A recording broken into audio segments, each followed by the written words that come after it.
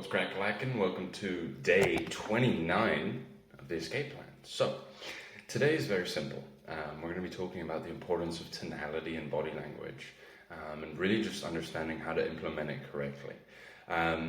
So we've obviously discussed the entire sales process, what a sales call looks like, and kind of how to navigate that as best as possible. And now it's about actually understanding how to utilize your tonality and your body language to come across as well as possible in these calls, because what's super important is your tonality and body language, right? As you can see here, they make up most of the communication. 38% is in your tone and 55% is in your body language.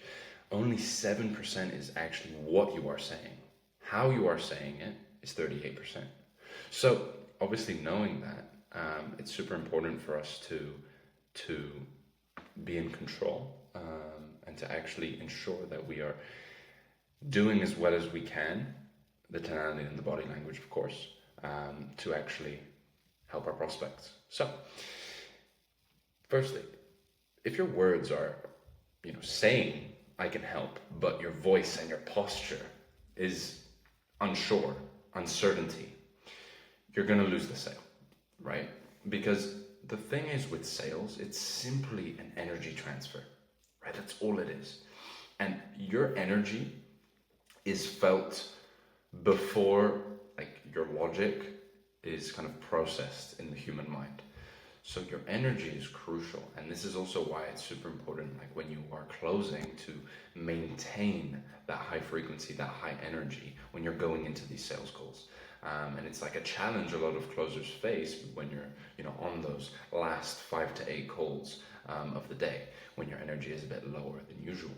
So energy, we need to maintain it and keep it up here throughout the entire day. So understanding what keeps your energy up here is also key, because you can't just supplement caffeine, right, and coffee to maintain your energy. You need to actually, it's your mind, right? It's about understanding how to make sure you are there, really present to help, and it is showing through confidence and your tone and your body language. Okay, so confidence equals the foundation, right? It is the foundation. Confidence in yourself, right? No one buys from someone who doubts themselves. We've spoken about this quite a bit now. It's like you need to be a leader, right?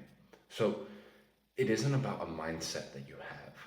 Confidence is a byproduct of preparation, right?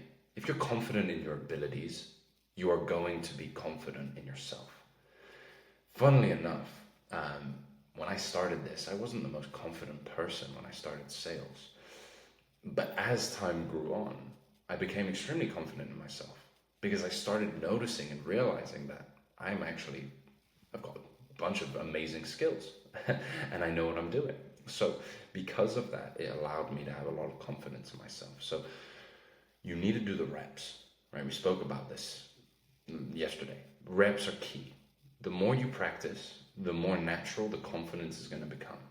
So a little action plan for you to write down here is role play constantly, every single day. Even when you are at those 10, 20K months, you still need to be role playing and practicing that skill. Reviewing your calls daily is something that is super, super important. It's a massive needle mover, because you're able to review your tone, your body language, your confidence, and also what you are saying as well. Asking for feedback as well from other closers and potentially mentors and coaches, right? That's super important. But most importantly, what's more important than just asking for feedback is applying it. It's the implementation. And then to help with confidence as well, track your wins, right? Make sure that you are sharing your wins with people. That's why it's amazing to be part of communities where you're with other closers, because that way you have people who understand the gravity of what you are doing. And it doesn't feel weird, because sharing it with friends who have no idea what high ticket sales is, it's like, oh, it's like, good job, cool, great. But you need someone there to actually give you that validation. It sounds weird, but validation is super important, because that's how you can actually improve your confidence as well. It's not that you need validation from anyone, it's just a tool that you can use, and that's how you need to look at it.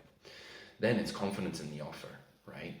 If you don't believe in the program that you sell, then your prospect won't either, right? Testimonials of services and case studies of people who have gone through the service and seen positive results, they're not just for the prospect, they're for you. Because I'm a firm believer, if you believe that what you're doing can actually help people, and it can help the person that you're speaking with right now, your tonality, your body language, your confidence, if that is there, obviously, it will come across. You won't have to practice it. Right? There's a lot of people in this industry who kind of show you how to practice that tonality and like almost fake it. We're not faking it, right? So sell something you believe in. Sell something that you actually know works, and sell something that you enjoy selling. Because when you do that, the tone and the body language, it comes very, very naturally, okay? You need to see your offer as, like I said, helping someone. You aren't selling, you're helping, okay? If you truly believed that, truly believed that not buying from you is costing the prospect a lot more than buying, your energy is going to shift immediately. Your energy will be there. So sell something you believe in, because that's key. Now going into tonality itself, right? Humans used sound and tone to kind of judge safety before language existed, right? So your prospect is, for example, hearing loud noises, right? If you've ever heard a loud noise when you weren't expecting it, bang, you're a bit like, whoa, can catch you off guard, right? So that's like a perfect example of it, right? And there's a bunch of different sounds and tones that are going to be able to help you like understand how to use your tone to help your prospect, because they're going to make emotional decisions based off your tone, not based off what you're saying, okay? So how do we master tonality? Again, reps. Again, selling something you believe in is key. But on top of that, it's understanding the different tonalities. So for example, when you're calm, that's powerful, right? Speak slowly. There's no rush. Because rushing, it shows that you're anxious, shows that you're stressed. Why? Why are you anxious on a sales call? Why are you stressed? You should be calm, right?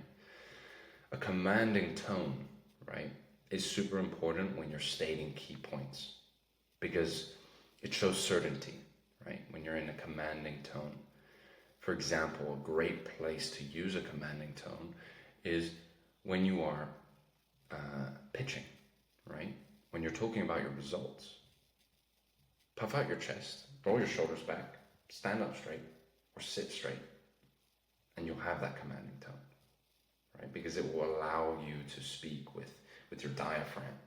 One of the biggest issues people have is they speak with their throat, the back of their throat.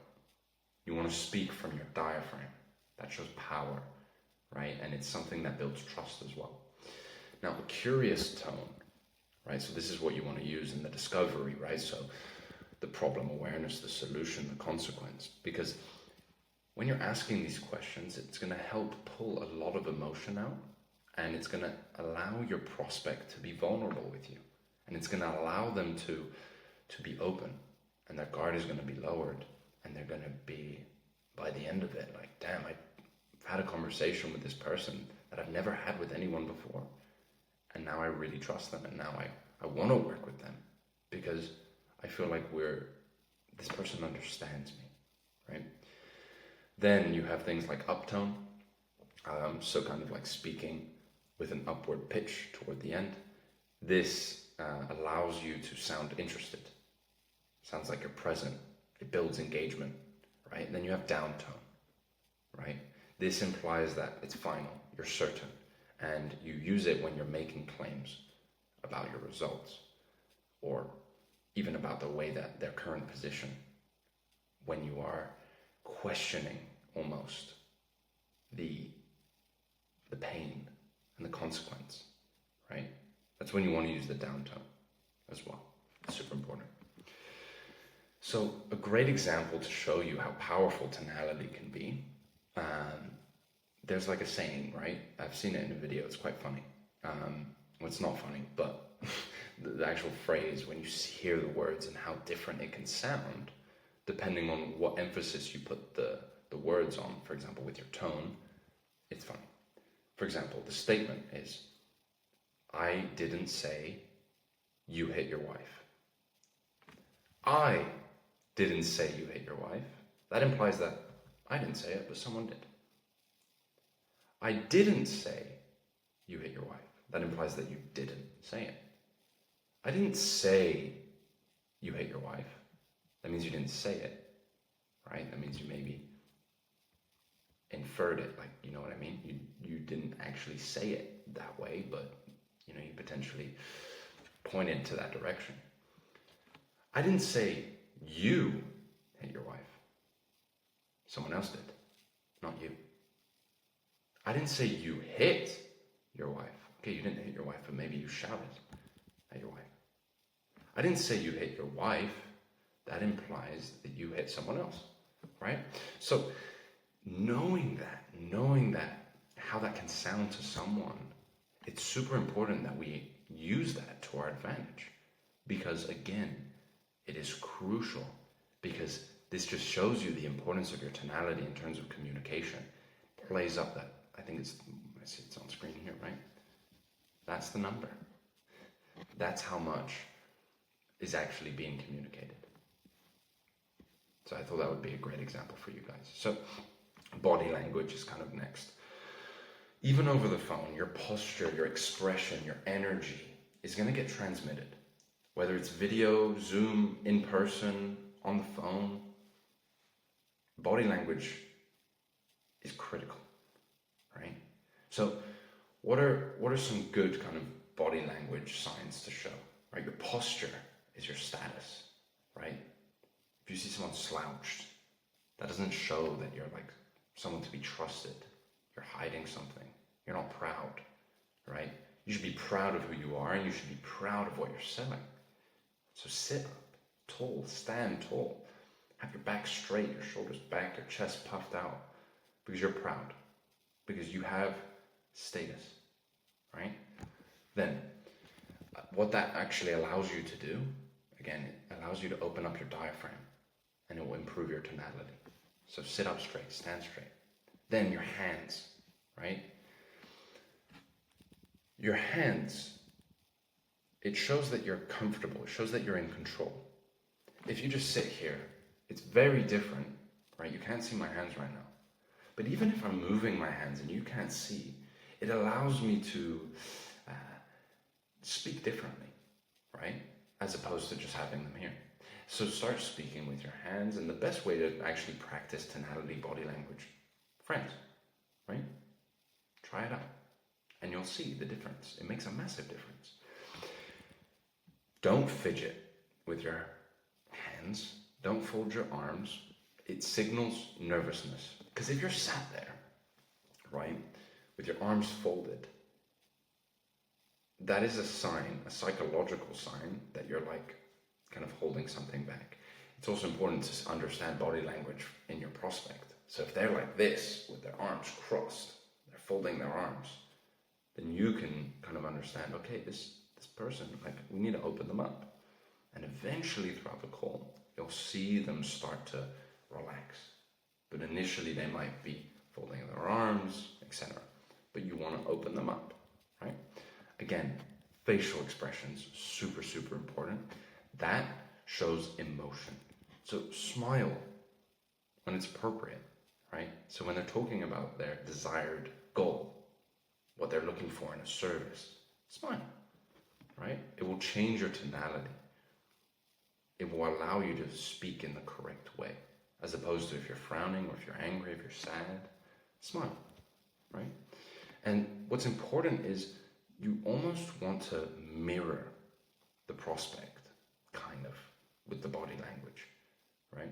Because not copy them, but for example, if they're tense, right, you can see their arms are folded, they're like super close to the screen, they're kind of hunched over, you need to be calm, right? If they're tense, and you can hear it in their tone. But if they're like reserved and they're kind of quiet, then try and be a bit more upbeat, right? Lead with energy. Give them that energy. Okay, it's super important. The next thing with body language is your camera. It should be like eye level or even just looking up, right? The reason for that is because when the camera is kind of looking up, it then sees you as the authority, right? It's like you're looking up to someone. So that's important to note. Good lighting is extremely important. So I would always recommend taking calls in front of a window because natural light is always great. And if you don't have natural light available to you, maybe get a ring light, maybe get a lamp or two, right? Make sure that your face can be seen because that builds trust. Make sure you have a clean background, okay? Because closers, as much as whether you're whoever you are, right? People make first impressions. They're going to judge you off that first impression. So knowing that, we need to ensure that our background is not changing how we are being seen, right? And this is something that I'll go into in the coming days as well, that I'm going to mention, but I'm going to talk about it now very briefly. Your background. If you cannot have a fancy background, right? Like right now, if I wanted, I could be there. You could be seeing the sea that's there. Like, it's pretty nice. I can show you. There's the sea right there, and like it's nice viewing, whatever. But it's a bit windy, and I want you guys to hear me well. So I'm inside, and there's a white background because a white background is neutral, right? You're not having any. Your mind isn't going anywhere, etc. Right? Think about it like if you watch YouTube videos, look at their background. Right? What does it say about them? Does it say that they are showing off their success? Does it say that they are more calm, they're more grounded? What does it say about them when you see their background? Because they think about it, right? They think about the background. So think about it. So yeah, to kind of summarize this, confidence. Have confidence in yourself, confidence in the offer. That comes from practice in yourself and knowing that you are good at the skill of sales. Then confidence in the offer comes from working for a company that you know is fantastic and that you know is going to be a slam dunk when it gets clients. Then we have tonality. Control the tonality, right? I'm a firm believer if you believe in what you're selling, the tonality will shine through, right? And there's a few different pieces of tone that you may have to change and get better at and maybe emphasize more, but your tone will be there and the energy will be there most importantly. And then body language. You want to make sure that you are coming across as someone who's safe to follow, right? You want to be coming across with your tone and everything that you can be trusted. And your energy needs to be showing them that you've got their best interests because you do. But the thing is, if you're not showing it in your energy, your tone, your body language, they're not going to believe it, okay? So before they believe in the program, they need to believe in you. And before they believe in you, they need to feel that you're certain, that you're confident, okay? So the best thing you can do, practice calls, right? Role play, practice the sales framework, really get that solidified. Make sure you work for a great offer that you believe in. That's super important too. With my clients, we place them and we partner them with companies that they have their interests in, right? And the reason we do that is because we believe that obviously, like, you need to sell something you believe in. Next, you can record yourself speaking, reading, going through you can have a script, read a script, for example. Don't use a script, but for this example, read the script, etc. Practice different tones. Practice a curious tone, a neutral tone, a commanding tone. Watch it, review it. Get people to review your sales calls, like mentors. People that can actually give you feedback when it comes to your tonality, your body language, as well as your overall sales skills, right? These things are crucial. And that's it for today, guys. Tonality, body language, energy, confidence, it's all very important, right?